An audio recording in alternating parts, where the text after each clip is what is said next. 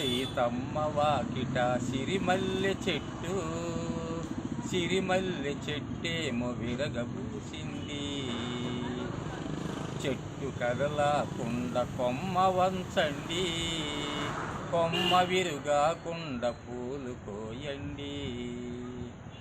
సజ్జలో పూలన్నీ దండగుచ్చండి, దండ తీసుకువెళ్ళి సీత తీయండి. దాచుకో సీతమ్మ రాముడంపేడు, దాచుకో సీతమ్మ రాముడంపేడు. దొడ్డి గుమ్మంలోన దొంగలున్నారు, దొడ్డి గుమ్మంలోన దొంగలున్నారు.